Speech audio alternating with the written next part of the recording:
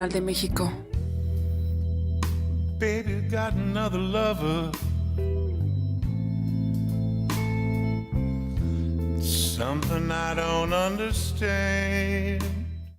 Los comentarios emitidos en este programa no necesariamente representan la forma de pensar de la estación. Las ideas y manifestaciones son responsabilidad de cada locutor.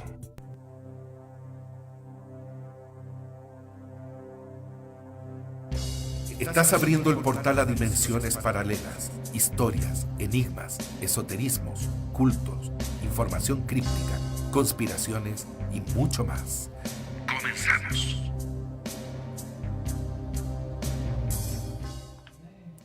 Muy buenos días, tengan todos muy bonito jueves. Bueno, aquí estamos en de www.dnmexicoradio.com, en Facebook DN Radio Comunicaciones y el teléfono en cabina 46 32 96 53. Estamos en Metarmonics Mundos Alternativos, aquí en DN Radio. Tengan todos un muy lindo día e iniciamos esta transmisión pues mandando saludos al grupo de Metarmonic Gnosis Radio, en donde pues bueno, confluimos todos los seguidores, todos los que poseemos esta bendición del Metarmonic y bueno, la verdad es que es un placer estar funcionando en comunión, en coincidencia con tanta gente y sobre todo en cuestiones de mandar salud, generar salud para los que la necesitan.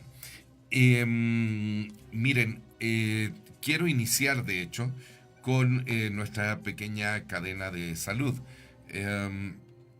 De hecho, le mando muy buenas vibras y por favor energías de parte de todos nosotros, inclusive de todos nuestros radioescuchas, básicamente para tres personas: Araceli Cantero,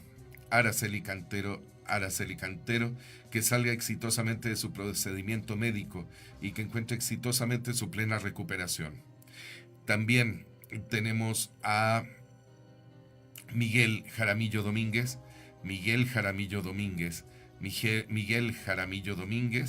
por favor, encuentra tu plena recuperación. Vas muy bien, muy bien.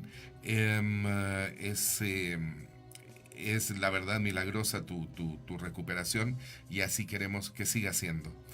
Tenemos también a la maestra María Angélica Caballero Ramírez.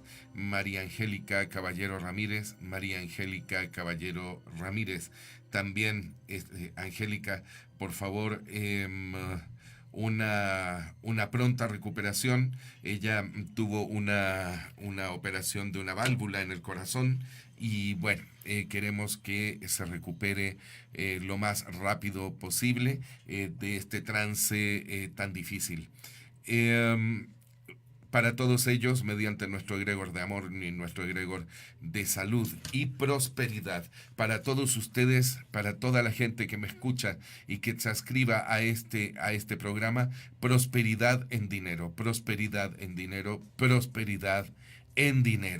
Que hagamos todos juntos una cadena, una confluencia de energía hasta este punto en donde podamos generar nuestro bienestar. ¿A través de qué? A través de nuestro saludable funcionamiento y a través de esta energía mágica, esta energía preciosa que estamos generando desde nosotros hacia nosotros mismos, aspectados obviamente por nuestro buen Dios. Bueno, vamos a hablar sobre la vía del samurái.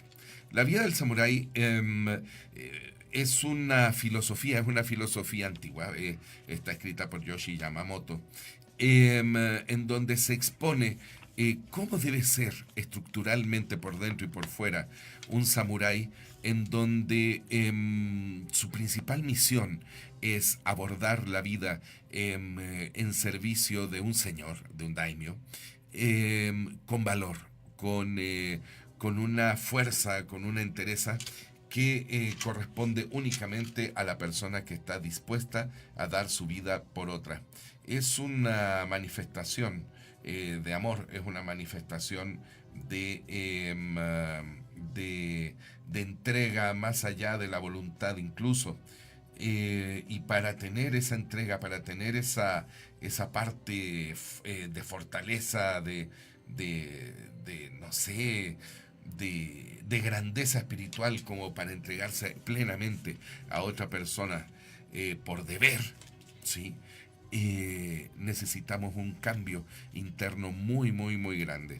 De hecho, mucha gente elige la vía del samurái para estructurar sus vidas en la vida diaria.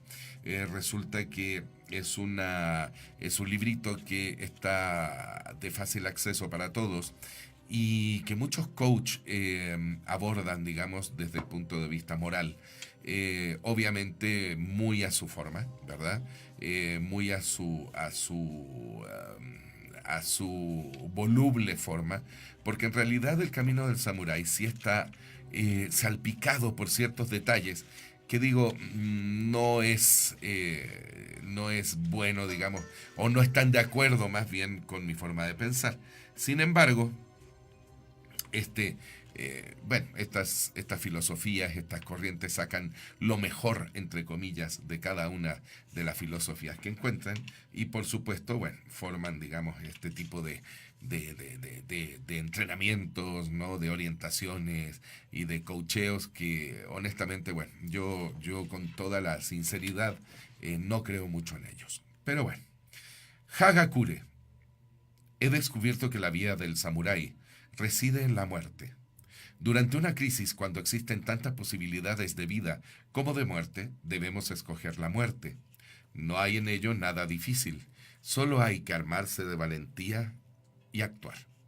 Algunos dicen que morir sin haber acabado su misión es morir en vano. Este razonamiento es el que sostiene los mercaderes hinchados de orgullo que merodean por Osaka. No es más que un razonamiento sofisticado, a la vez que una imitación caricaturesca de la ética de los samuráis. Hacer una elección juiciosa en una situación donde las posibilidades de vivir o de morir se equilibran es casi imposible. Todos preferimos vivir y es muy natural que el ser humano encuentre siempre buenas razones para continuar viviendo. El que escoge vivir habiendo fracasado en su empeño será despreciado y será a la vez un cobarde y un fracasado. El que muere después de haber fracasado muere de una muerte fanática que puede parecer inútil, pero en cambio no será deshonrado. Tal es la vía del samurái. Para ser un samurái perfecto es necesario prepararse para la muerte, mañana y tarde e incluso durante todo el día.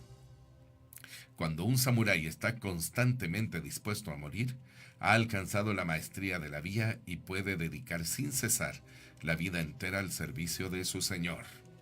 Este primer precepto de la vía del samurái nos indica el desprecio que nosotros deberíamos tener siguiendo esta vía hacia la vida misma. ¿Por qué?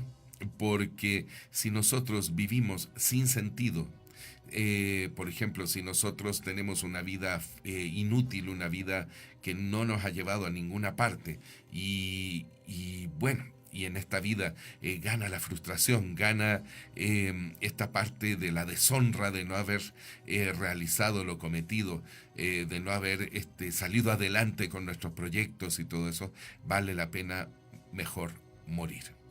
Es una vía que es inapropiada, quitarse la vida, sí es inapropiado. Sin embargo, según la vía del samurái, es una vía honrosa. Por lo menos moriremos, pero moriremos no en la deshonra, sino bajo el orgullo, bajo la soberbia, bajo la construcción espiritual sólida de haber tomado nosotros la vida en nuestras propias manos y haber desafiado la muerte y haber demostrado a los demás que la muerte no es una instancia que a nosotros nos dé temor frente a la vida. La vida no vale si no tenemos éxito en ella, según esta vía. Y si no tenemos éxito en ella, debemos cegarla, ¿sí? Bueno, este es el primer precepto de la vía del samurái. Ah, cuando dice, en las decisiones, poseemos muy poca sabiduría. Sin embargo, tenemos una gran tendencia a referirnos a ella para resolver nuestras dificultades. Debido a que no nos preocupamos esencialmente de nosotros mismos, nos desviamos de la vía del cielo y nuestras acciones se vuelven malas. A los ojos de los demás somos despreciables, débiles, limitados y totalmente ineficaces. Cuando nos sentimos incapaces de una competencia verdadera, es preferible apelar a alguien más sabio. No estando personalmente implicado, tal vez pueda revelarse como un juez preclaro, ya que no tiene interés propio. Estará en medida de aconsejar la elección más juiciosa. Si observamos a un hombre que toma sus resoluciones de esta manera digna de notarse, sabemos que está resuelto, autónomo, digno de fe y enraizado en la realidad. Su sabiduría, alimentada por los consejos de los demás, puede compararse con las raíces de un gran árbol de follaje espeso y denso.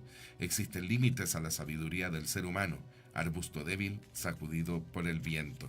Esto quiere decir que el samurái no solamente tiene que ser una persona autodeterminada, sino que también dentro de su autodeterminación, el samurái tiene que ejercer su derecho al libre albedrío. ¿En qué sentido tiene el derecho al libre albedrío? En el sentido de que, bueno, nosotros podemos acercarnos a una persona que pueda saber más sobre algún tema en donde radica nuestra decisión, radica nuestro querer saber y nuestro querer elegir. Y bueno, esa persona puede darnos luz con respecto a esa decisión. Y no debemos nosotros sentirnos mal por recurrir a otra persona. Muestra de sabiduría es reconocer que no se es sabio.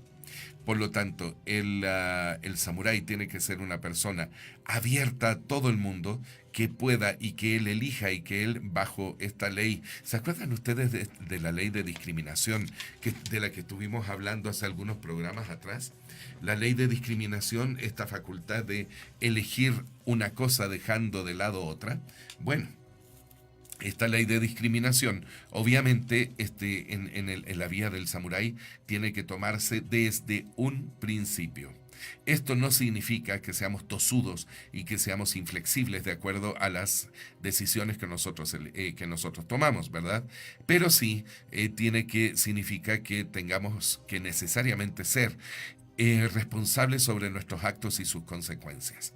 Por lo tanto, nosotros, en cuanto a ser flexibles, a ser abiertos de mente para elegir realmente quién nos va a apoyar y quién nos va a decir cómo hacer las cosas, eso es un ítem importantísimo dentro de la madurez y construcción interna dentro de la vía del samurái.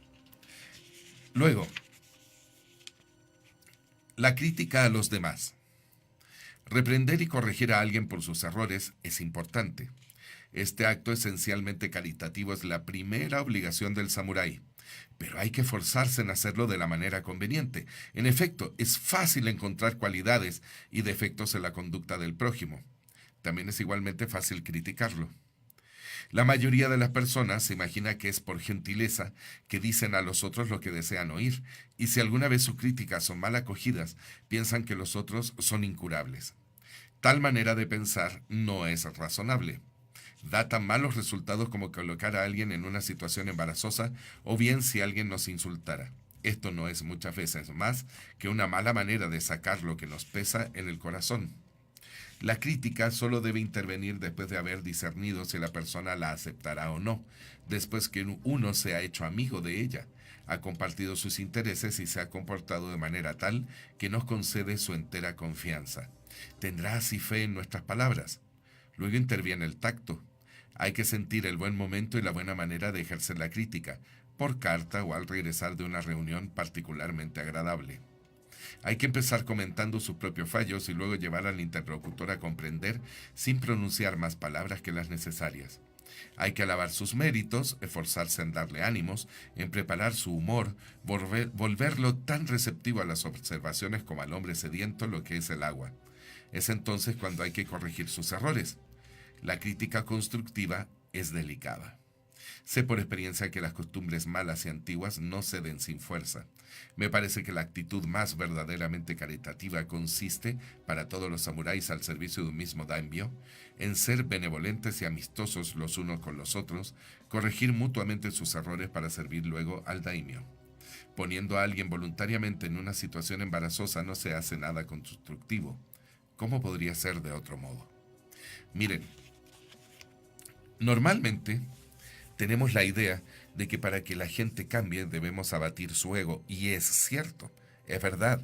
Para que la gente cambie, sí necesitamos de alguna manera provocar una ruptura con el ego actual. Bueno, pero esto es particularmente también delicado, ¿no?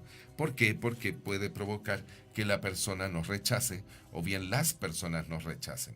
Y si nosotros tenemos a bien hacer esta crítica en público, bueno, ahí ya nosotros caemos en una situación realmente delicada, puesto que el punto aquí no es ridiculizar a la persona, sino que el punto es elevarla al grado de que nosotros podamos comunicarle que, bueno, vale la pena esa persona y que tan vale la pena y que tan entrañable puede ser que tú te preocupas de su destino y por lo tanto ahí estás. Obviamente, pues esta parte tiene que ser muy, muy cuidada, ¿no? Y decirle a la gente realmente lo que nosotros creemos, expresar nuestra crítica en el momento en que la persona esté en un buen momento de receptividad. No vamos a sacar nada nosotros con tener una crítica abierta, una crítica pública, puesto que esta crítica, aunque sea muy positiva en intencionalidad, puede transformarse en algo realmente destructivo. Necesitamos crítica. De hecho, nosotros como pueblo, nosotros como gente, nosotros como humanos, tenemos que estar sabiamente expuestos a la crítica y tomar a la crítica como algo sano. Pero si un samurái hace una crítica involuntariamente destructiva, no va a sembrar nada bueno. Por lo tanto, lo primero que tiene que hacer el samurái es cultivar la amistad, cultivar esa amabilidad que va a hacer que cualquier crítica que nosotros digamos sea recibida con un poquito más de tolerancia, con un poquito más de aceptación, ¿sí? Puesto que nosotros, desde nosotros mismos, en nuestra crítica seremos un poquito más sabios y seremos un poquito más asertivos. Bueno, luego tenemos el principio de cómo ha de ser el samurái. Tengo la impresión de que los jóvenes samuráis de hoy en día se han fijado objetivos lamentablemente bajos. Tienen la mirada furtiva de los ladrones. La mayoría solo busca su interés personal o hacer gala de su inteligencia. Incluso los que parecen tener el alma serena solo muestran una fachada. Esta actitud no es conveniente. Un samurái solo lo es verdaderamente en la medida en que no tiene otro deseo que morir rápidamente y devolverse puro de espíritu, ofreciendo su vida a su amo, en la medida en que su preocupación constante es el bienestar de su daimyo, al que rinde cuentas continuamente sin cesar de la manera mediante la que resuelve los problemas para considerar las estructuras del dominio. De este modo, daimyo y servidores deben estar determinados de la misma manera. Es indispensable poseer una resolución tan inquebrantable que nadie, ni siquiera los dioses y los budas, puedan haceros desviar de la meta fijada.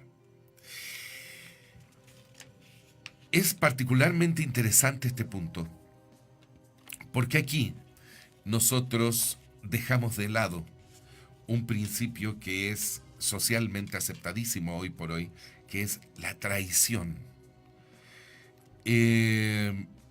Esta parte en donde nosotros vemos el defecto en nuestra persona, digamos, en nuestro prójimo, en nuestro amigo y en este caso en el servidor, que es la meta más elevada del samurái como camino, Ajá. Porque el samurái realmente a lo que va, a lo que llega, a lo que debe llegar, es a su purificación espiritual por medio de la disciplina del servicio de un daimyo.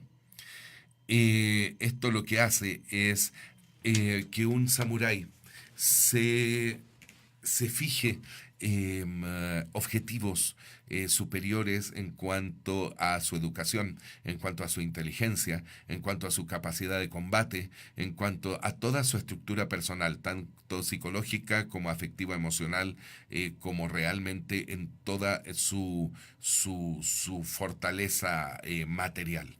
¿Por qué digo esto? Porque yo soy partidario de la idea de que si tú vas a enfrentar la vida con todos los elementos y quieres lograr ser exitoso, necesitas por lo menos vestirte para hacerlo. Me voy a explicar. Nosotros tenemos estos tres planos de existencia, que es el plano físico-material, luego viene el emocional, afectivo, intelectual y luego viene el mental y espiritual. Aquí tocamos con un tema que incluso Eliphas Levi lo plantea de manera muy interesante. ¿Cómo quieres tú construirte espiritualmente y mentalmente si desde tu materia no tienes el orden necesario?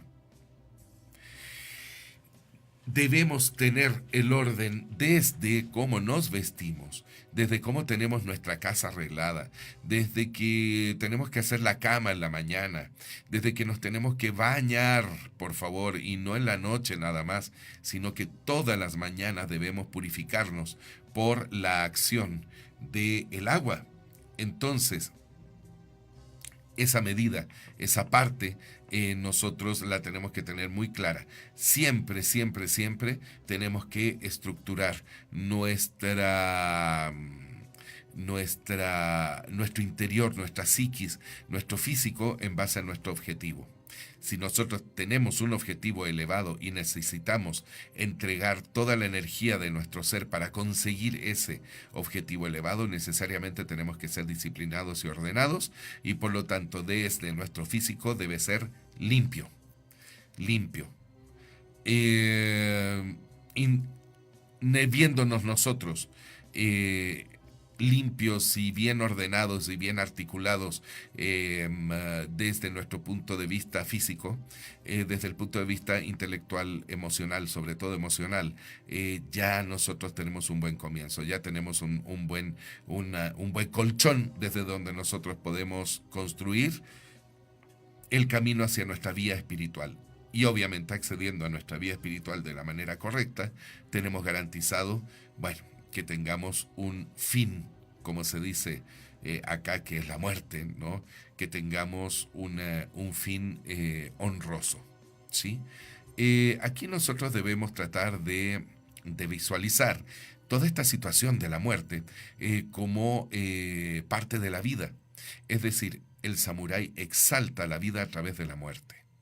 El servicio, la entrega máxima a un daimyo, a un señor, y que con lo cual el samurái se ennoblece, es a través de la oblación de su vida para entregarla al servicio de otro de una manera impecable y pulcra. De esta forma, nosotros si seguimos esta vía y seguimos al servicio, por ejemplo, de nuestra sociedad, de nuestros semejantes, y lo aplicamos de esa forma, vamos a tener nuestra vida santificada inmediatamente. Perdón, bien se dice que en la Biblia, por ejemplo, no sale esta parte de ámate a ti mismo como a tu prójimo, ¿verdad? Primero debes amar a tu prójimo y después a ti mismo. Y en la medida que ames a los demás, tú tienes por consecuencialidad la respuesta de todo en tus manos, incluyendo cómo debes ser con tu prójimo. Primero es amar a tu prójimo. Bueno, aquí en la vía del samurái es una vía interior, tiende a ser individualista, pero caemos en lo mismo. Nosotros dando amor, siendo amables, siendo gentiles, siendo gente bien constituida, podemos inmediatamente revirar, digamos, el amor que nosotros estamos dando hacia nuestros semejantes. Y si nuestros semejantes siguen la misma filosofía, entonces vamos a construir una sociedad justa, una sociedad armónica dentro de dentro de esta estructuración que nos plantea el camino, la vía del samurái. Debemos ser más sabios, debemos ser más samuráis todos los días, puesto que ni siquiera dioses y los budas, que dicen acá que son los santos, que son los maestros ascendidos, puedan haceros desviar de la meta fijada. Bueno. Luego tenemos acá algo que es muy curioso. Dice, la pérdida de la virilidad. He aquí lo que decía uno de mis amigos. Parece que un tal doctor Kion afirma lo siguiente. En medicina se distingue a los hombres de las mujeres en virtud de los principios del yin y del yang. Por consiguiente, los tratamientos médicos son fundamentalmente diferentes. Además, su pulso es también diferente. Sin embargo, en el curso de estos últimos 50 años, el pulso de los hombres se ha vuelto idéntico al de las mujeres. Desde que me he fijado en este fenómeno, he considerado bueno tratar las enfermedades oculares de los hombres por los medios apropiados al pulso de las mujeres. Cuando intento aplicar a mis pacientes varones los cuidados previstos para ellos, no obtengo ningún resultado.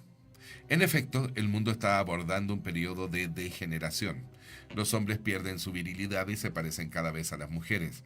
Es una convicción inquebrantable que he adquirido en el curso de mi experiencia personal y que he decidido no propalar.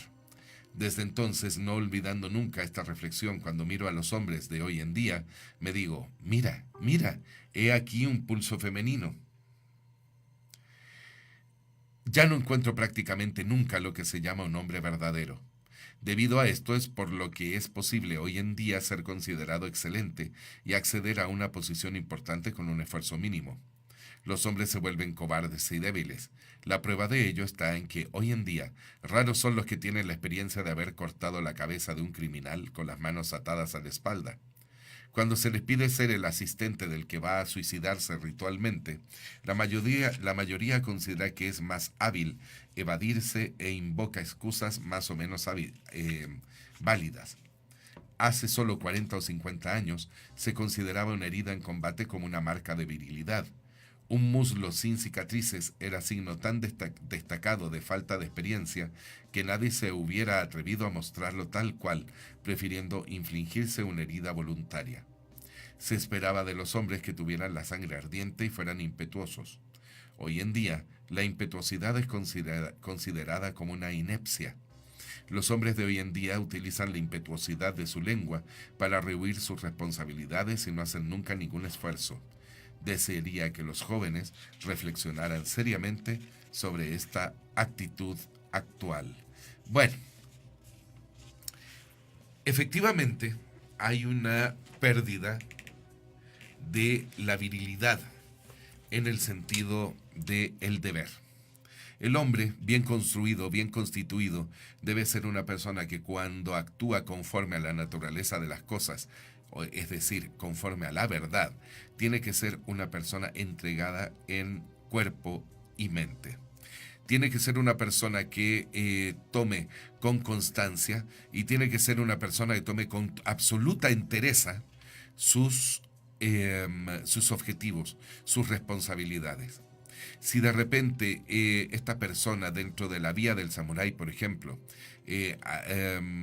si atrapaban a un criminal, había que cortarle la cabeza.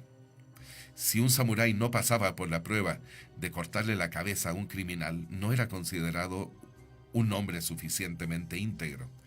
Esto habla de una rigurosidad y esto habla de una estructura inquebrantable de los valores éticos con respecto a la sociedad. Y si por lo tanto tampoco era una persona que pudiera apoyar a una persona que se iba a suicidar, que iba a cometer el seppuku, obviamente tampoco era una persona digna, ¿no?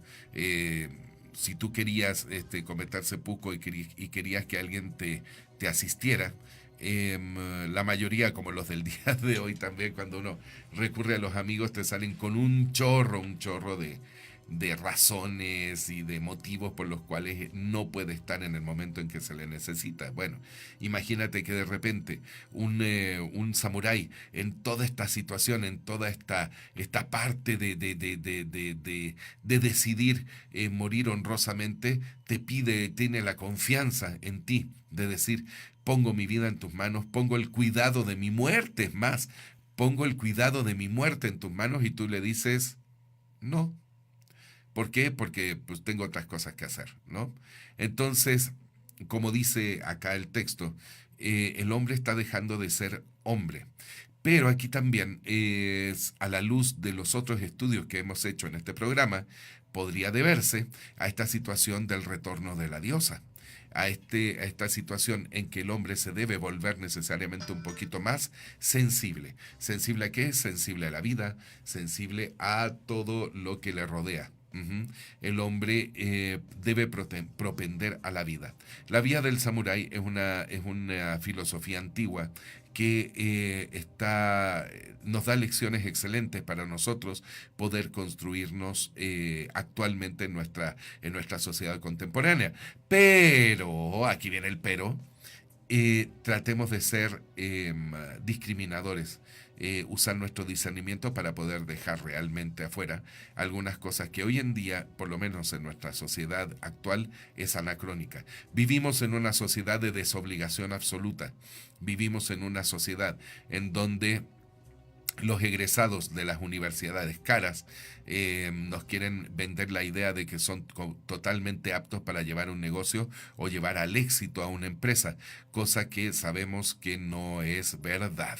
Sabemos que la forma en que tú puedes llevar al éxito una empresa o ser tú una persona exitosa no solamente es tu formación.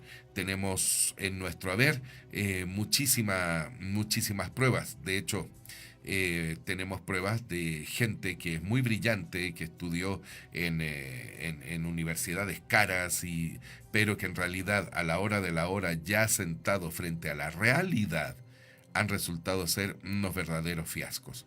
Tenemos desde un candidato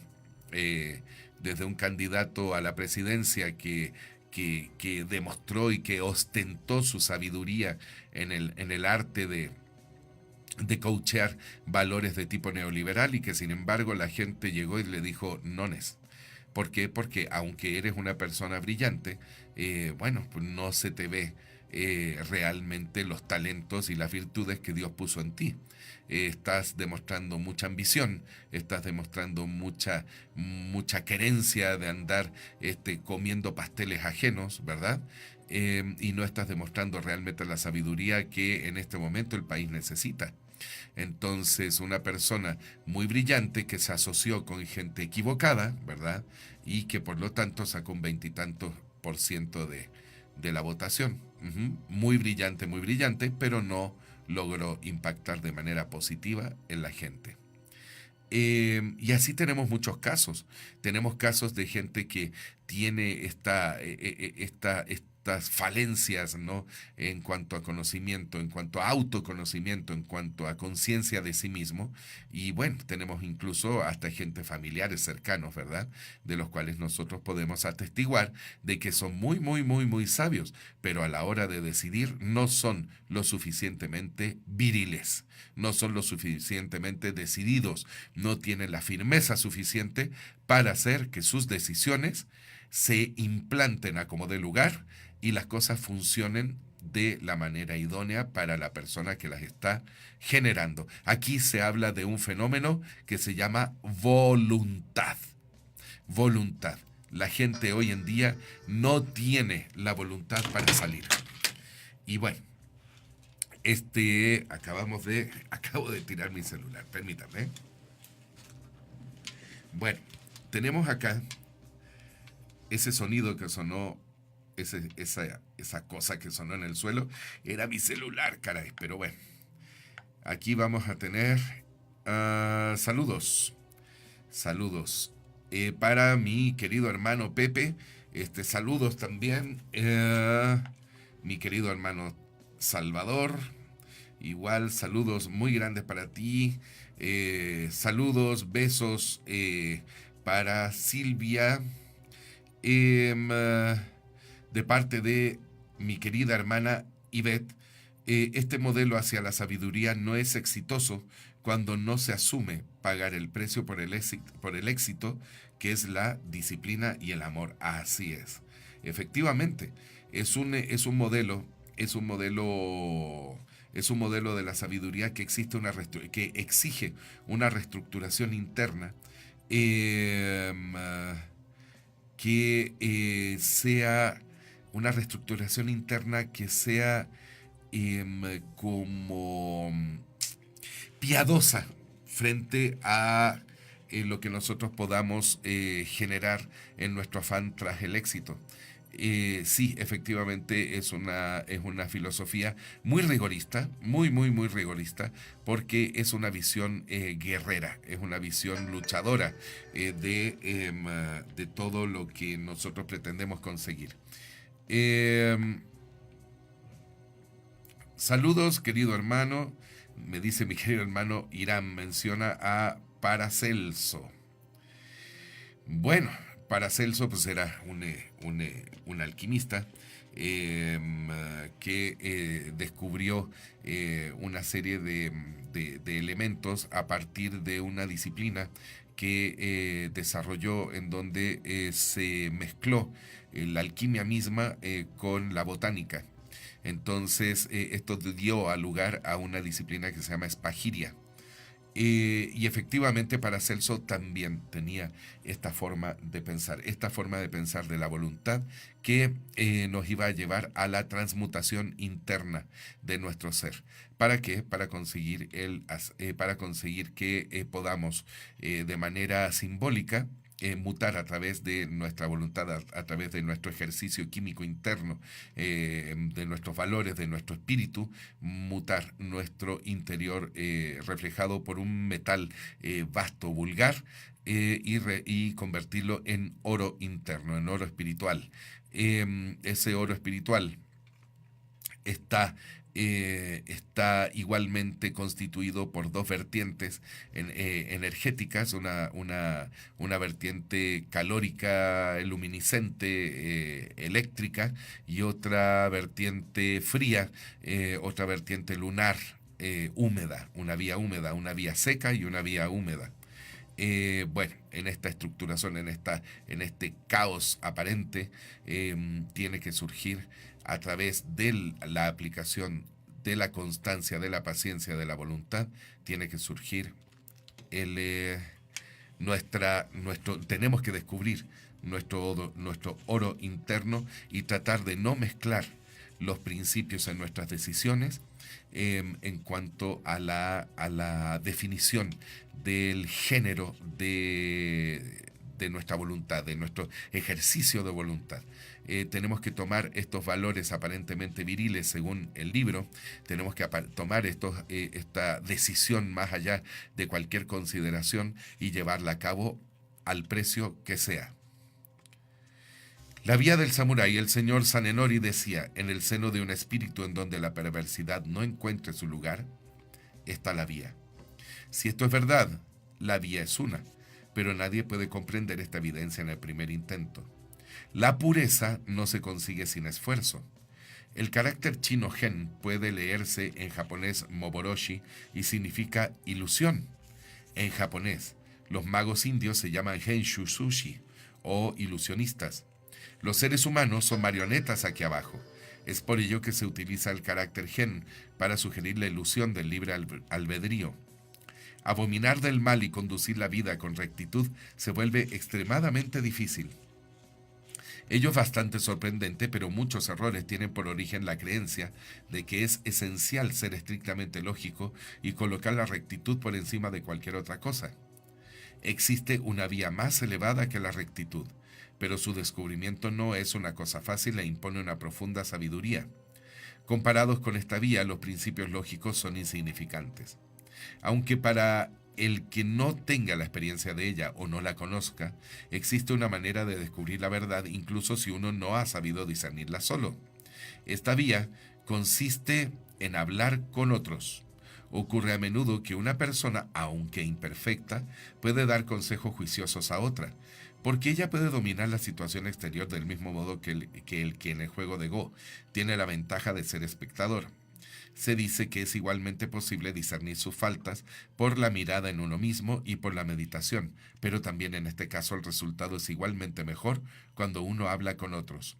La razón de esto es que se puede superar la propia facultad de discernimiento si uno aprende a escuchar con provecho a los demás y a leer libros. Uno siempre se enriquece de la sabiduría de los antiguos. Esta parte de que uno siempre se enriquece de la sabiduría de los antiguos, la gente en general lo deberíamos de tener claro. Miren, uno de los grandes errores que se han vivido últimamente y que se debe a un virus que nuestro sistema nos inocula es que la juventud necesariamente tenga que ser una virtud. Y no. En la historia del ser humano, la juventud es ejemplo de imprudencia. ¿Sí? Es ejemplo de ganas, de energía, de fuerza, de ímpetu, pero no de asertividad. Y no lo digo de manera peyorativa y no lo digo de manera negativa. Lo digo de verdad porque si ustedes se dan cuenta, la gran mayoría en las especies animales, la gran mayoría de la gente que muere, del individuo que muere, es el individuo que transita el equivalente a nuestra adolescencia. En el ser humano, aparte obviamente de la vejez, en el ser humano, el periodo de nuestra vida desde donde nosotros solemos aportar a la naturaleza la máxima cantidad de fallecimientos es en la adolescencia, cuando se está experimentando, cuando el adolescente llega y agarra el coche del papá para experimentar la velocidad, cuando la cría de oso, por ejemplo, empieza a otear, empieza a olfatear en las orillas del río, empieza a ver los peces, trata de cazar al pez, se cae al río y se ahoga. Sí, cuando jugando, por ejemplo, el cachorro de lobo está jugando en una peña, ¿verdad? Y de repente pierde pie y se cae y se mata, ¿no? O de repente que empiezan a olisquear la madriguera de algún animal y resulta que este animal resulta ser un animal de presa y por lo tanto el cazador o el pretendido cazador chiquito, ¿verdad? Termina cazado y siendo parte de la cena de este animal. Bueno, ese tipo de conductas que nosotros vemos en nuestro reino animal es ese tipo de conductas que también los jóvenes tienen. Entonces, ¿cuál es la bronca aquí? ¿Cuál es el tremendo problema? Que cuando nosotros elevamos la juventud como una virtud desde donde se ve la sabiduría, ¿cuántas veces no hemos escuchado decir, es que este aspirante a la dirección de la empresa es joven, viene de una muy buena escuela y tiene maestrías, doctorados y bla, bla, bla, y es una persona joven, entonces es un muy buen candidato? Pues error, profundo error, ¿sí? La juventud sabia es un muy buen indicio del crecimiento personal y de la ambición del individuo, pero jamás de sabiduría. Nunca. ¿Por qué? Porque se tiene que acompañar con experiencia. Y no es nada más la experiencia laboral, es una experiencia de vida. Por eso el samurái tiene que estar abierto a platicar y a conversar con todos. ¿Cuántos jóvenes de este tipo nosotros no hemos visto enquistados en las más altas empresas o en la política y son unos verdaderos cretinos que por ambición son capaces de destruir su propio partido, que por ambición son capaces de llegar y pisotear a su familia en aras del éxito y del reconocimiento, ¿verdad? Cuando en aras de lograr un puesto en una firma, en una empresa más o menos buena, son capaces con ese ímpetu, con esa imprudencia, son capaces de pisar las cabezas y destruir las vidas de la gente que se le pone por delante. ¿Cuántas veces no hemos visto eso?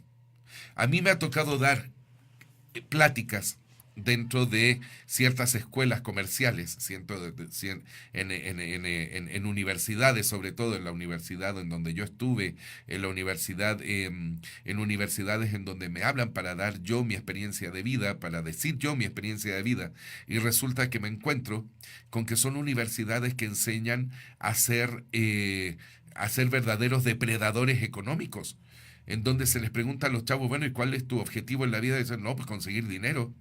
Y dinero, y dinero, y dinero, y dinero. Y sí, sí se vale, por supuesto.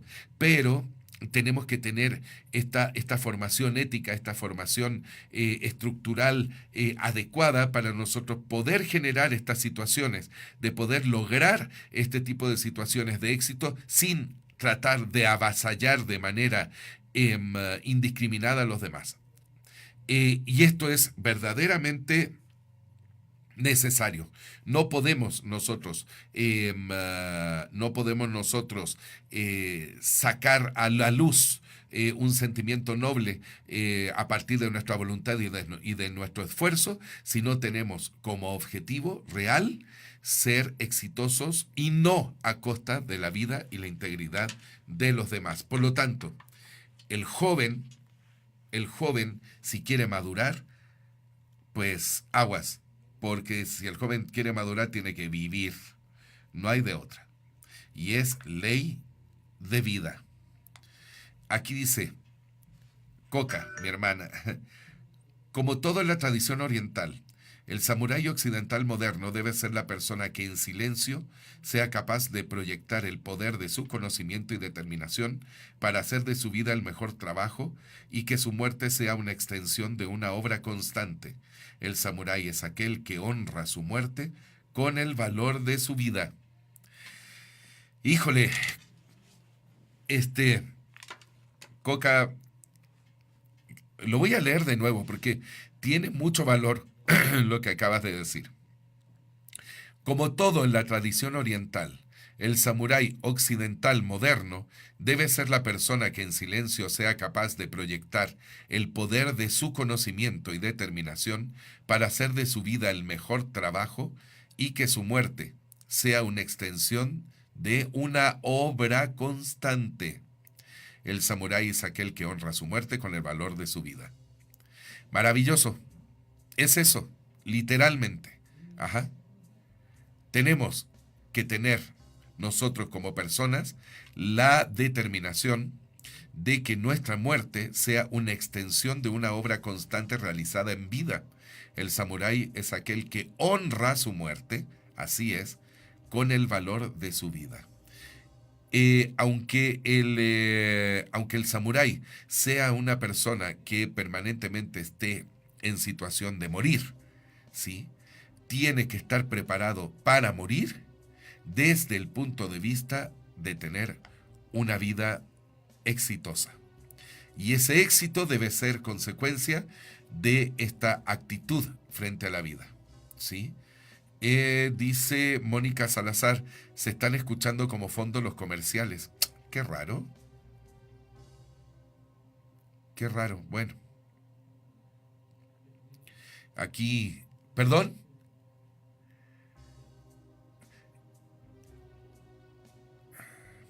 Bueno.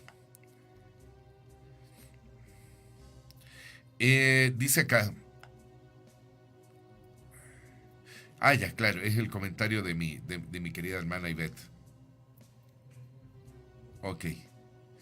Bueno, saludos a Ani, saludo a Pepe, saludo a Iram.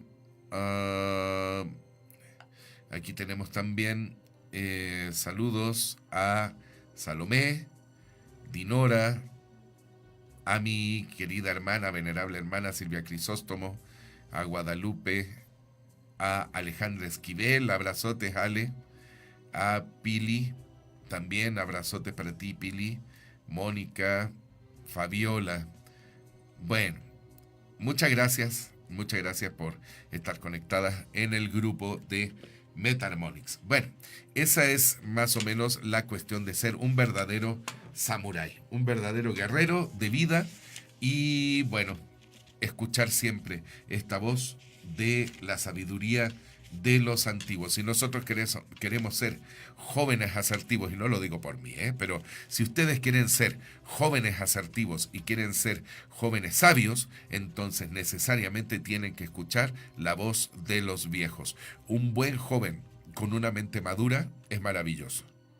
Ese es el ideal. Bueno, tenemos entonces acá, dentro del camino, una parte que a mí me impresionó de manera muy positiva, que es el uso de la caligrafía. Cuando me dirigí a Yasaburo para tomar ejemplo de su arte caligráfico, me dijo, se debería escribir en caracteres suficientemente grandes como para que uno solo cubriera toda la hoja, con suficiente vigor como para rasgarla. La habilidad de la caligrafía depende del espíritu y de la energía con la que se ejecuta. El samurái debe obrar sin dudar, sin confesar el más mínimo desánimo, hasta concluir su tarea. Eso es todo. Y continuó escribiendo. Según el sabio confucionista Itei Ishida, todo calígrafo, incluso mediocre, puede aprender a escribir de una manera correcta si sigue cuidadosamente las líneas de un cuaderno.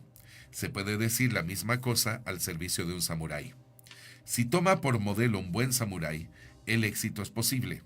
Desgraciadamente, en el momento presente no hay ningún samurái que merezca realmente ser imitado, así que uno debe crearse idealmente un modelo que imitar.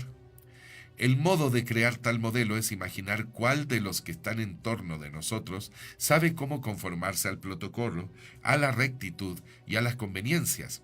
Cuál demuestra la mayor valentía, cuál es el más elocuente, cuál es aquel cuyo comportamiento es el más irreprochable, cuál es el más íntegro, cuál tiene el mayor espíritu de decisión en caso de crisis. A partir de todos estos elementos, es necesario imaginar un ser reuniendo todas estas cualidades.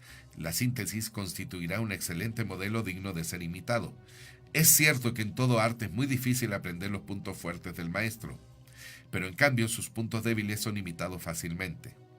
Estos no son desde ya de ninguna utilidad para sus discípulos. Por ejemplo, algunos conocen perfectamente la etiqueta, pero no son íntegros. Cuando uno intenta tomar por modelo este tipo de personas, siempre tiene tendencia a descuidar la etiqueta y a no imitar más que la ausencia de integridad. Cuando uno aprende a apreciar los puntos fuertes de los demás, cada persona puede volverse un maestro para los demás. Un servidor es un hombre al que nada viene a distraer, esté en presencia de su maestro o en público. Si es negligente cuando está en periodo de descanso, el público solo lo percibirá desde este aspecto. Bueno, la caligrafía, nosotros diremos, bueno, ¿cuál es el valor de la caligrafía dentro de la educación de un samurái? Bueno, nosotros tenemos que extrapolar esta situación de la caligrafía a la situación de cualquier disciplina que haga que nosotros tengamos una correcta estructura formativa. La caligrafía requiere de vigor, necesita de una intencionalidad firme, de voluntariosa, de dominio de la situación. Un mal calígrafo es una persona que demuestra desde su interior toda esta inseguridad, toda esta falta de valor, no de valores, ¿verdad? Pues podemos tener los valores, sin embargo, de valor, puesto que estos valores que nosotros debemos exigir para un samurái, estos valores no están integrados dentro de su esquema como persona, de esa integridad de persona. Recuerden que estamos hablando de integridad, ¿sí? Integridad, yo en algún momento creo lo expliqué, pero si no lo explico ahora. La integridad es una fuerza que hace que todos nos volvamos uno, ¿sí? Integridad. Cuando uno es íntegro es porque todas las partes que a uno lo componen, desde el punto de vista físico, desde el punto de vista emocional, afectivo, intelectual, desde el punto de vista mental y espiritual, desde el punto de vista de toda nuestra conformación humana, tenga o tienda a ser integrada en una sola unidad. Es decir, cuando nosotros somos íntegros, nosotros funcionamos con una consecuencialidad en nuestro uno solo, en nuestra unidad como persona. Y cuando nosotros somos íntegros, se produce la magia que nos lleva a ser integrados a la vida de los demás. Y nos lleva también al proceso mágico, fenomenológico, en donde también se empiezan a integrar gente que vale la pena hacia nosotros por medio de ser íntegros. Integridad. Esta parte, esta fuerza de integración es ni más ni menos que el amor, hermanas y hermanos. Es el amor. Amort es sin muerte. Ajá. Por lo tanto, el amor nos propende a la vida, nos lleva a la vida, ¿sí? Pero a la vida digna, a la vida honesta, a la vida fuerte, a la vida vigorosa de un ser humano que está en plenitud de facultades y que es asertivo y capaz en sus decisiones y es responsable plenamente de aquellas. La pureza espiritual no se puede conseguir desde el engaño, no se puede conseguir desde esta parte en donde nosotros realmente nos mutilamos mentalmente, mintiéndonos a nosotros mismos y restándonos capacidades para poder triunfar, para poder ser gente que está en unión a los demás. La integridad es el amor. ¿Por qué? Porque el amor, la vida es integracionista. Porque la vida logra esta integración de todos. ¿Bajo qué? Bajo un concepto de unidad espiritual comunal en nuestra comunidad. Nosotros somos individuos y tenemos que fortalecernos como individuos en este ejercicio caligráfico del espíritu, en este ejercicio estructural del espíritu, ¿sí? En donde la razón no es suficiente.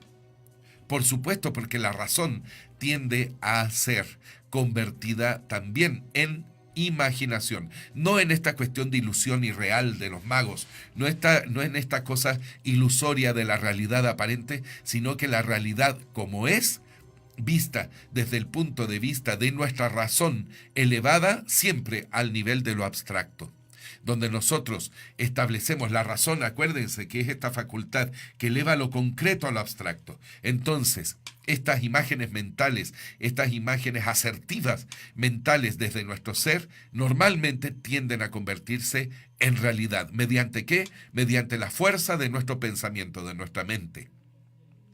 No quiero dejar de lado, obviamente, el concepto de Dios. ¿Por qué? Porque Dios es un concepto, es una parte de nosotros que es elevadísima, ¿sí? ¿Por qué? Porque somos nosotros en integración. Porque Dios Todopoderoso somos todas las conciencias positivas unidas en una sola. Entonces, desde aquí es el ejercicio de la caligrafía. Un servidor es un hombre al que nada viene a distraer. Es decir, un hombre que tiene su atención total y focalizada hacia el objetivo que persigue. Si es negligente cuando está en periodo de descanso, el público lo percibirá desde este aspecto. Es decir, si una persona es floja, si una persona es descuidada, si una persona es disipada, la gente lo va a entender desde esa manera. La concentración. En cierta ocasión vivía un maestro del arte de la lanza. En el momento de su muerte llamó a su mejor discípulo y le declaró: «Te he transmitido todas las técnicas secretas de nuestra escuela. Si piensas aceptar ahora a un discípulo, debes practicar enseguida con diligencia y cada día con el sable de madera. La superioridad no es una cuestión de técnicas secretas». Del mismo modo, en la enseñanza de un maestro de renga, se dice que la víspera del concurso de poesía debe calmar su espíritu y consultar una antología de poesías. Es necesario saber concentrarse sobre una sola cosa. Todos los oficios deben ser ejercidos con concentración. Esto es importantísimo. La cuestión de la concentración, en realidad nosotros hoy le llamamos focalización. Es decir, si nosotros queremos ejercer un oficio con éxito, si nosotros queremos sacar una empresa cualquiera que ésta sea con éxito, tenemos que focalizar sobre su éxito, tenemos que focalizar sobre su realización. ¿Desde dónde? Obviamente desde nuestra imaginación creadora que genera esta idea de éxito, que genera esta idea de triunfo. Pero nuestra imaginación creadora no puede constituirse, no puede elevarse por encima de nuestra razón si nosotros no somos capaces de focalizar en ella. Es decir, tenemos que concentrar nuestra mente en permanente atención para poder salir adelante exitosamente. Siempre. Animar a un amigo. Cuando se visita a un samurái golpeado por la desgracia, lo que se le dice para animarlo es siempre de una extremada importancia. Él es, en efecto, capaz de discernir a través de nuestras palabras los móviles verdaderos que animan a su interlocutor. Para animar a un amigo en dificultades, el secreto a revelarle es el siguiente. Fíjense bien. Un verdadero samurái no debe pavonearse ni perder confianza. Debe ir siempre hacia adelante. Si no, no avanzará y será totalmente inútil. Miren, aquí yo quisiera hacer un paréntesis en el sentido de que muchos de nosotros estamos en trances vivenciales un poco difíciles, y eso es lógico. Pero si nosotros queremos salir de estos trances difíciles, tenemos efectivamente que seguir adelante como sea. Esta energía, este afán, nosotros lo tenemos que comunicar al amigo en desgracia. El amigo en desgracia, nosotros lo conocemos y sabemos sus virtudes, y en base a sus virtudes necesitamos sacarlo adelante con una crítica suave, con impulsos amables, buscando despertar en él esa fogosidad de la voluntad perdida. Tenemos que buscar animarle, y tenemos que buscar recrear y reanimar ese instinto de superación, ese móvil de superación que nace desde este esfuerzo, que es la definición de instinto, de hecho, desde este esfuerzo de sobrevivencia de las especies. Esta base biológica de permanencia, esta base genética de que nuestra estirpe debe seguir sobre la faz de la tierra con éxito, debe animar necesariamente al samurái para conseguir esta continuidad. Y esto es absolutamente transmisible a través del amor, de esta facultad, de esta característica que nos integra a todos, hacia el amigo, hacia la persona que nosotros queremos, que estimamos, y esta persona necesita sentir desde nosotros esta corriente energética, esta corriente de vigor, y no podemos dejarlo solo hasta que nuestro amigo salga del trance y se ponga, y él decida a partir de su voluntad ser una persona mejor. Tenemos acá déjenme ver, es que hubo unas llamaditas. Ro, eres un samurái occidental. Caray, bueno, por favor que me hace Silvia Alvarado, te mando muchos besitos y muchas gracias. Bueno, después ok, ama a tu prójimo como a ti mismo, del Círculo de Estudios Marte.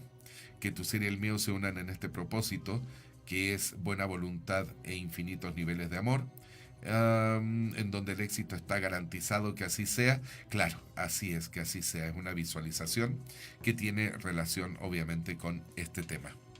Bueno, vamos a tocar un tema que es bastante delicado ahora, que es las palabras. Así como nosotros ejercimos nuestro derecho a la caligrafía, es decir, a nuestro derecho de estructurarnos en base a fuerza, a base a decisión, en nuestro interior tenemos también las palabras. Se dice que no hay que dudar jamás en corregirse cuando uno ha cometido un error. La falta desaparece rápidamente si uno se corrige sin demora. Cuando se intenta remediar un error, ello se vuelve desplazado y doloroso. Cuando se dice algo que no se debería haber dicho, si uno se autocritica rápido y claramente, aquello se olvida pronto y ya no hay necesidad de preocuparse. Pero si alguien nos censura, hay que saber contestar: os he dado las razones de mis propósitos inconsiderados. Yo no veo nada más que hacer si no las aceptáis. Puesto que he dicho esto sin querer, debería pasar como si nadie lo hubiera oído. Nadie puede sustraerse a una reprimenda. Moruca Hikoemon fue requerido un día para confirmar la verdad de sus palabras respecto a un asunto, pero él contestó: La palabra de un samurái es más firme que el metal. Dado que estoy impregnado de este principio, ¿qué más pueden aportar los dioses y los budas? El juramento fue anulado. Esta historia ocurrió cuando él tenía 26 años. Bueno, la palabra de un samurái es más firme que el metal. ¿Sí? ¿Esto qué quiere decir? Miren, normalmente nosotros damos un pésimo uso a nuestras palabras. Damos pésimo uso al valor de nuestra palabra. Normalmente prometemos, juramos y todo en vano, ¿sí? Y la gente que se ve engañada por nuestro afán de perseguir esa aparente verdad, es gente que nos va a guardar, si nos descubren, nos va a guardar resentimiento de por vida. ¿Sí? Y nosotros como samuráis no debemos ni tenemos que tener el derecho a generar siquiera una palabra que no esté conforme a la ley de la verdad. A la ley de la verdad. ¿Qué es la verdad? Recordemos, la verdad es lo que está en consonancia con la naturaleza de las cosas. Adhiere la voluntad, satisface la razón y arrastra la conciencia. Adhiere la voluntad, es decir, la verdad, cuando se observa, es tan notoria que nuestra voluntad inmediatamente se pliega con toda nuestra fuerza en pos de esa verdad. Satisface la razón. La razón siempre va a estar plegada a lo que la alimenta de manera lógica, dialéctica. ¿Sí? La verdad siempre sigue una lógica. Entonces satisface la razón y por lo tanto arrastra la conciencia. Es decir, si adhiere nuestra voluntad y satisface nuestra razón, nuestra conciencia se verá arrostrada necesariamente en pos de esa verdad. ¿Por qué? Porque la conciencia es el conocimiento de uno mismo y de su entorno. Y si nosotros, conociéndonos a nosotros mismos, conocemos y llegamos a enfrentarnos a la verdad, en ese momento todo cambia. Y todo nuestro ser cambia. Tenemos entonces la palabra es sagrada. Es un sonido que repercute en el universo con millones de resonancias que permea todo el espacio que nos rodea. La palabra bien dicha tiene el valor de una sentencia de Dios. La palabra mal dicha, la palabra que nace del engaño, es necesariamente un pozo profundo hacia la condenación. Ganar desde el principio. Cuando yo era anciano, Setsu-san hizo un día la reflexión siguiente. Tenía tendencia a pensar que el combate a manos desnudas difería del sumo, debido a que no tenía importancia ser tirado al suelo al principio, ya que lo esencial era ganar al final del combate. Recientemente he cambiado de punto de vista. Se me ha ocurrido que si un juez tomaba la decisión de parar el combate en el momento en que uno se encuentra en el suelo, os declararía vencido. Hay que ganar desde el principio para salir victorioso siempre. En este caso, el juez inexorablemente es el tiempo. Si nosotros hemos tomado esfuerzos y decisiones tales que nos han llevado a la derrota aparente, a la derrota de momento, pues nosotros, confiando en que debemos o podríamos tener un repunte de nuestra fortuna, un repunte de nuestra condición de derrota, asumiremos un triunfo para mañana. Pero sin embargo el samurái dice no.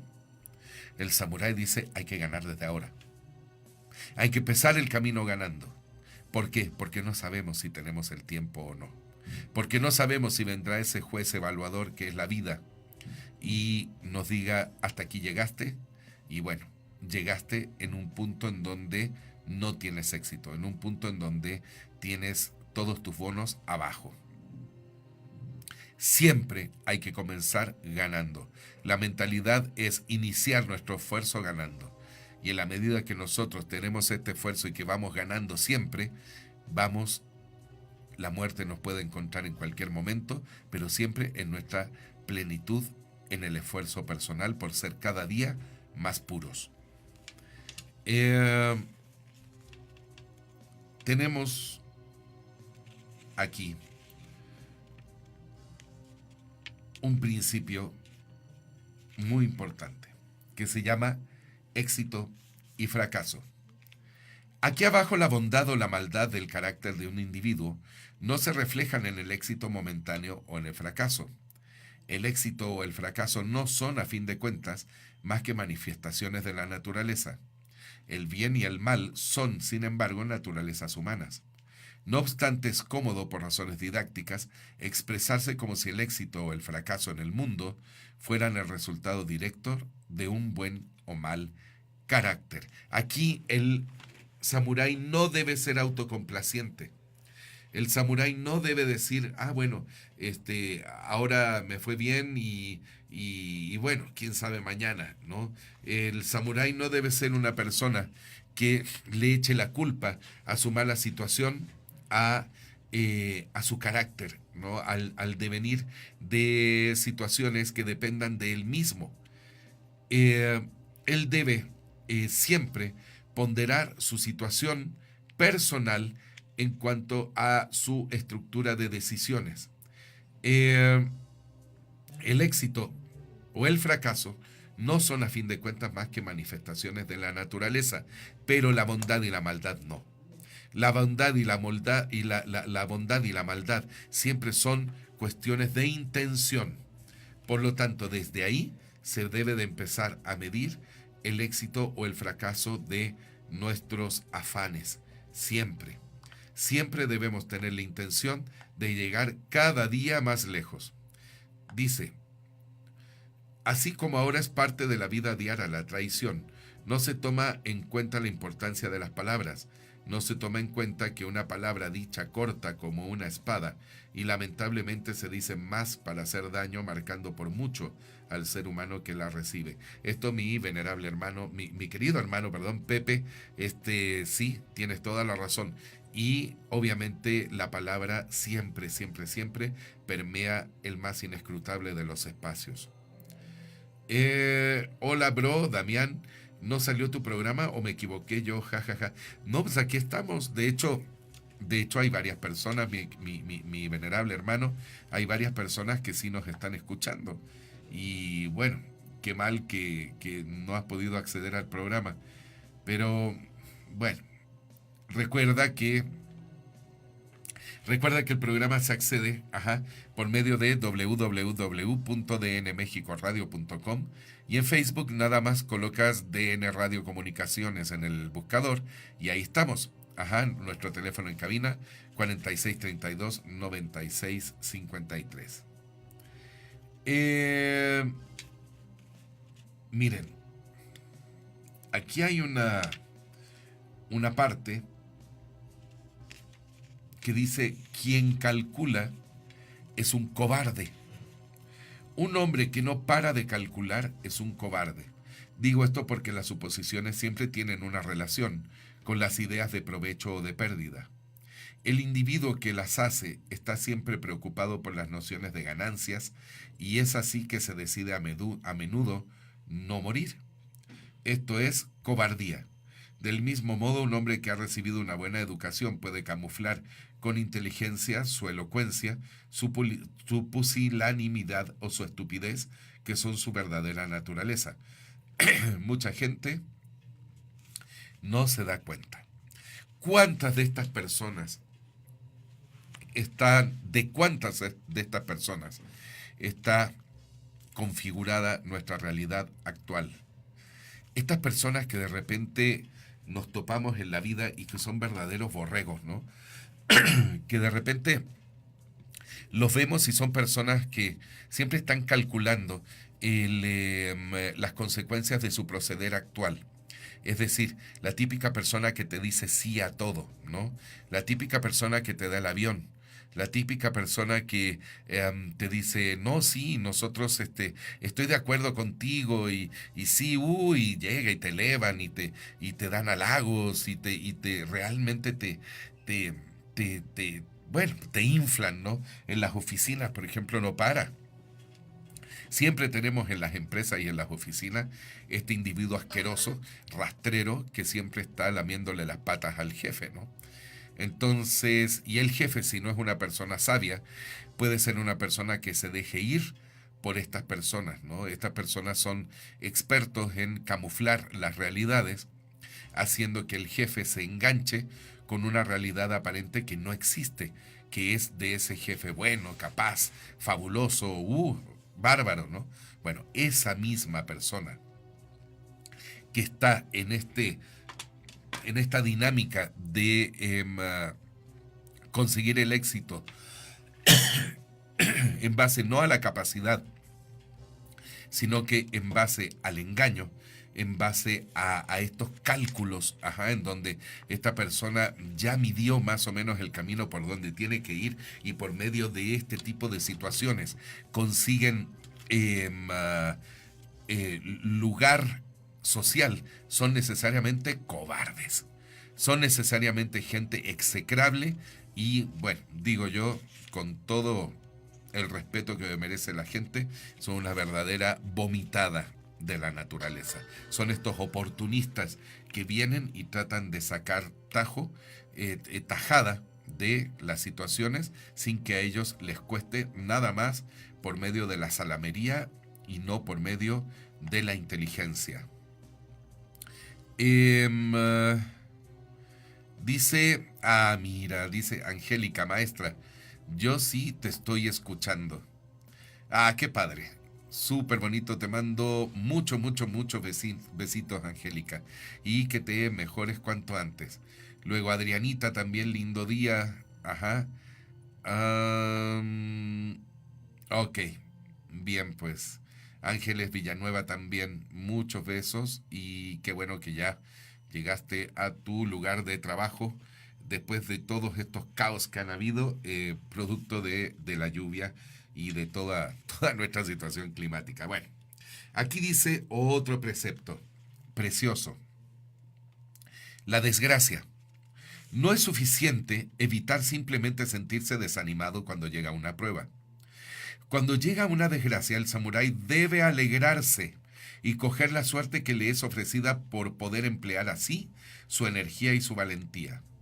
Tal actitud difiere radicalmente de la simple resignación. Cuando la marea sube, el barco flota.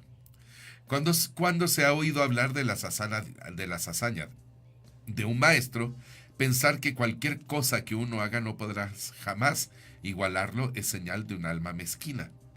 Se debe pensar al contrario que si el maestro es un hombre como yo, ¿por qué yo he de ser inferior? En cuanto un samurái se decide a contestar a este desafío contra sí mismo, ya está en camino de la mejoría.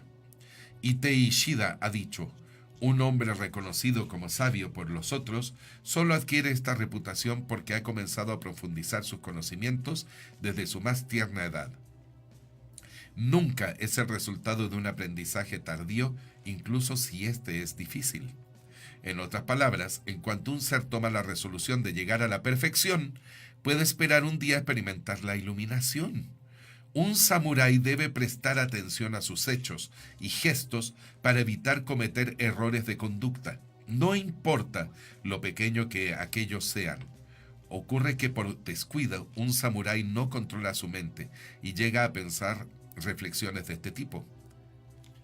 Decididamente soy un cobarde. O, si esto ocurre, corramos para preservar nuestras vidas. O, cuán terrorífico es esto. ¡Ay!, etcétera. Tales exclamaciones no deben ser jamás proferidas por un samurái, aunque sea para mofarse o reírse, ni por descuido, ni siquiera soñando, ni en ninguna otra situación. Un ser perspicaz adivinaría rápidamente la naturaleza verdadera de la persona que hubiera pronunciado tales palabras. Uno debe estar siempre en guardia. Se ha dicho que un hombre que acaba de ser decapitado todavía puede hacer algunos gestos. Esta historia ha sido transmitida por Nita Yoshisada y Ono Moken. ¿Cómo un hombre puede ser inferior a otro hombre? Mitani Yoiku decía, incluso cuando un hombre enferma mortalmente, puede sobrevivir 2 o 3 días más. Las malas relaciones existentes entre los actuales gobernantes y los precedentes, entre el padre y el hijo, entre el hermano mayor y el pequeño, están motivadas por razones egoístas. La prueba es que no hay tales relaciones entre maestro y servidor. Bueno, ¿cuál es nuestra visión o cuál debe ser nuestra visión hacia la desgracia? Tomarla de manera constructiva, recibirla con fuerza, recibirla con voluntad. Y en base a esta fuerza y a nuestra voluntad, crear una energía positiva a partir de la negativa. Tenemos que tratar de revirar mediante este ejercicio de habilidad espiritual, de este ejercicio de habilidad racional. Tenemos que tratar de convertir todas las desgracias en alegrías. ¿Por qué? Porque todas las desgracias son pruebas. Porque todas las desgracias que nos vienen nos pone a temple nuestro acero interior, nos templa, nos estructura, nos endurece, nos enriquece y podemos enfrentar la vida con valor. Quien le saca a la idea de la muerte es un cobarde, ¿sí? El que vive toda la vida pensando en que se va a morir es un cobarde, porque la muerte no es una muerte física, porque la muerte es nada más. No es una muerte espiritual, es una muerte física. Nuestro espíritu, con mucho, se prolonga mucho más allá de nuestra acción diaria. Es más, les voy a decir, aunque no crean ustedes en el espíritu, aunque no crean en Dios, aunque no crean en nada trascendente, sí hay algo trascendente. Hasta para el más necio de los ateos, hasta el más necio de los agnósticos. Y eso que está más allá de la muerte es la vida que permanece en el recuerdo de los que te quieren. La vida que permanece en el recuerdo de los que te aman. En ese afán de integración, en ese afán de amor, en ese afán de vida, tú creaste a través de tu vida lazos que en su memoria te van a volver inmortal. Y ese es el chiste. El chiste es nosotros lograr esa inmortalidad ¿a través de qué? A través del ejercicio permanente de nuestra facultad de vivir. Un verdadero samurái no debe ser una persona que se enganche a evitar los problemas. No, los problemas siempre van a estar ahí. Los problemas siempre van a estar constituyendo parte de este mosaico, de este piso de mosaico blanco y negro, ¿no? En donde hay momentos de éxito, hay momentos de plenitud y de luz, y también hay momentos de oscuridad, hay momentos de reflexión, de internación, de irnos hacia nosotros mismos en nuestro foro interno y empezar a reconsiderar nuestros planteamientos vitales y existenciales. Siempre. Y a partir de ahí es el samurái. El samurái no se debe dar el lujo de acobardarse frente a los eventos, frente a las cosas que la vida nos impone, que el destino nos impone. El samurái necesariamente, frente a la desgracia, es un peñón indestructible. Es una construcción maravillosa de la integridad del hombre con la propia vida. El orgullo. El que tiene pocos conocimientos se vuelve rápidamente pretencioso y se deleita en la idea de ser considerado como un hombre competente. Los que se enorgullecen de sus talentos y se estiman superiores a sus contemporáneos serán inevitablemente castigados por alguna manifestación del cielo. Un hombre que no sepa hacerse apreciar de los otros no será de utilidad a nadie a pesar de su alta competencia.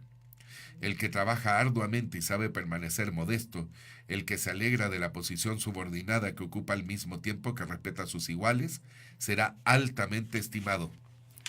Qué maravilloso es de repente encontrar una persona amable, una persona medida, una persona templada en la vida, que desde el silencio de su ser emane esa tranquilidad de vivir.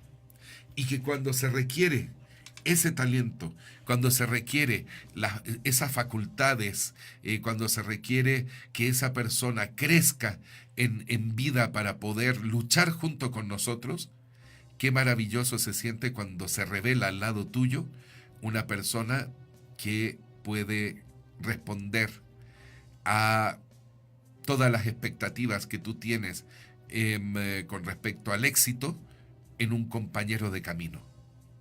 Este compañero de camino que se había mostrado como una persona silenciosa, como una persona amable desde su interior, y de repente, ¡pum!, brilla como 100.000 soles.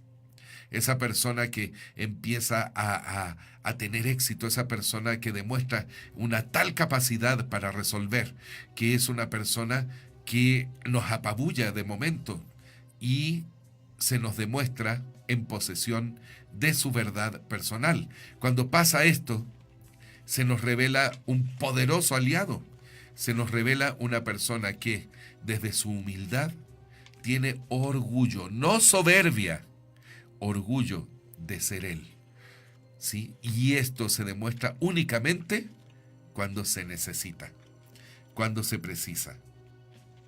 Siempre la persona necia, que no sabe lo suficiente, que son ignorantes, son gente que tiene que estar continuamente manifestándose y tratando de humillar a los demás.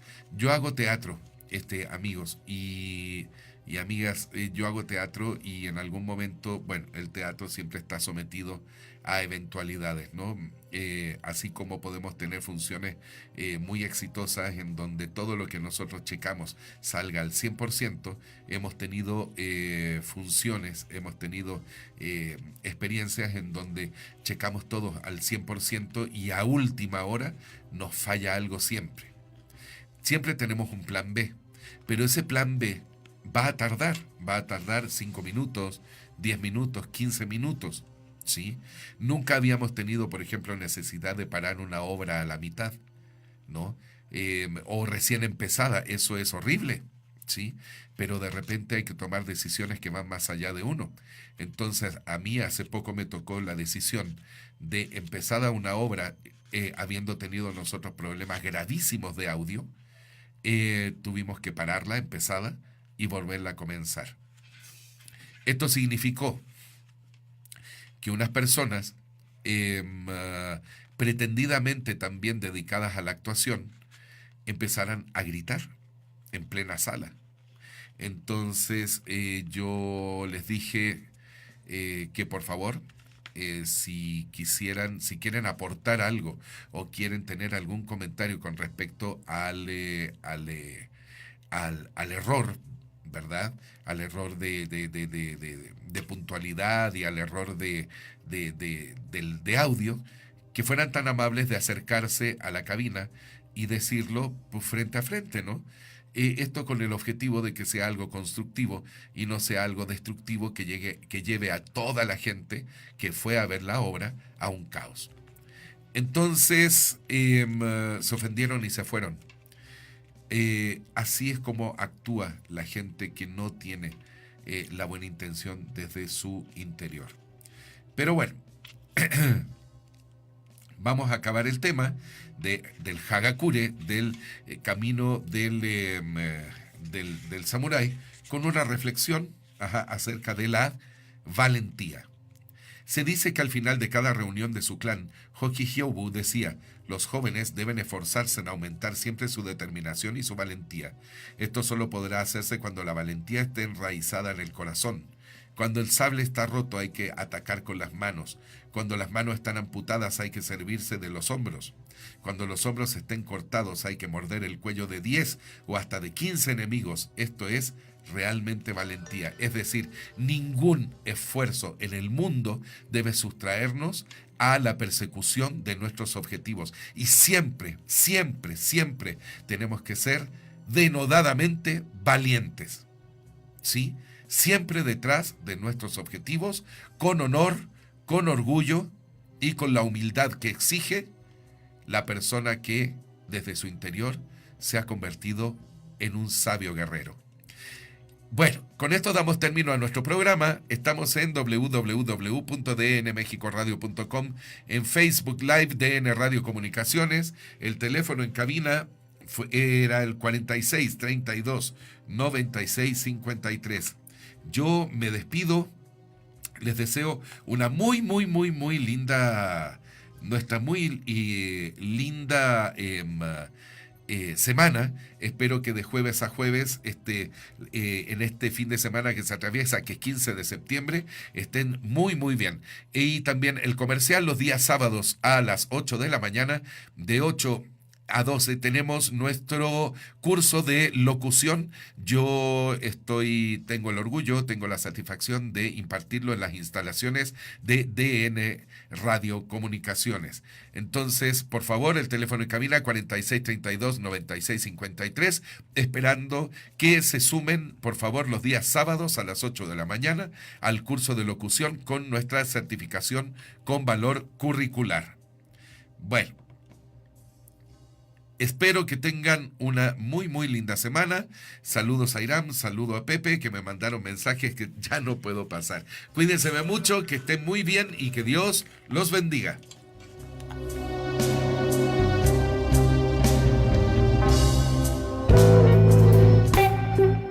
DN Radio Comunicaciones, una emisora operada por Diario Nacional de México.